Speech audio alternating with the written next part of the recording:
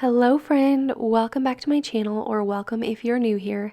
Today I want to talk to you about something super important, and that is comparison, particularly in relation to your hand lettering and art.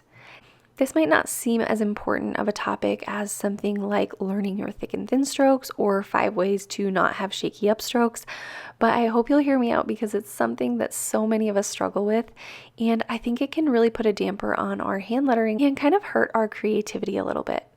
I want to break it down to you into 3 reasons why I think comparison can hurt your creativity and how we can overcome those things.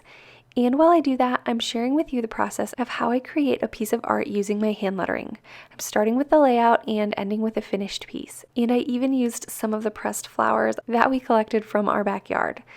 So I hope you find some inspiration both in what we're going to talk about today and the artwork that you see created. One of the things that I think comparison does is it makes you doubt yourself. When I first started my hand lettering business, I compared myself to people who had been in the small business game so much longer. And I don't think I really accounted for the fact that they too were once where I was, a beginner. But it sure didn't make me feel good to think that I was behind, and I probably wouldn't have felt like I was behind if I wasn't comparing myself. And the same goes for art and hand lettering. The feelings of not being good enough, not being able to do it right, or just an overall feeling of defeat are not feelings that I think should go along with something like your art, especially when you're doing art as a hobby.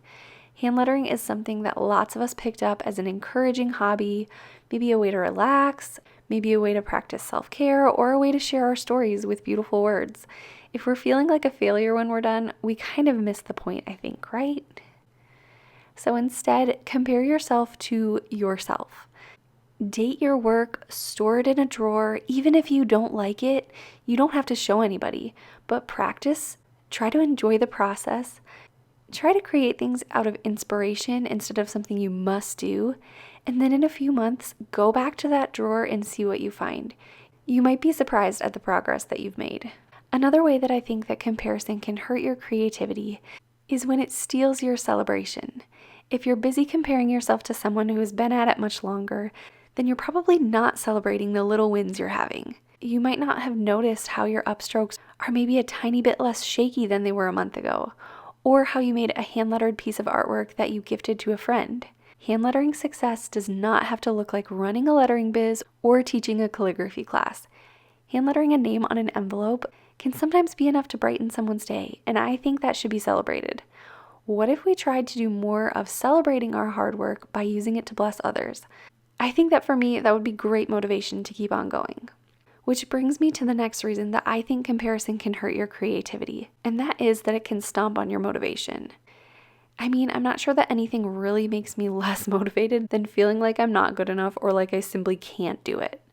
Who wants to keep on working hard at something when it feels like defeat from the start? My suggestion for this one is a fun one, and that's to think about practice differently. Instead of needing to find motivation to practice, consider ways that you could enjoy being creative while still practicing. I recently started thinking about something, and I wanted to clear it up just in case it's been confusing to people. I know that you often hear me talk about practice, and I don't want you to envision a beautiful and peaceful ambiance, soft music, and uninterrupted hours to practice drills after drills after drills. That's just not my reality, at least not most of the time. And not in this season of life. The fact is, hand lettering practice might sometimes look like grabbing a crayon that rolled away from the table and doing some faux calligraphy on the back of my grocery list.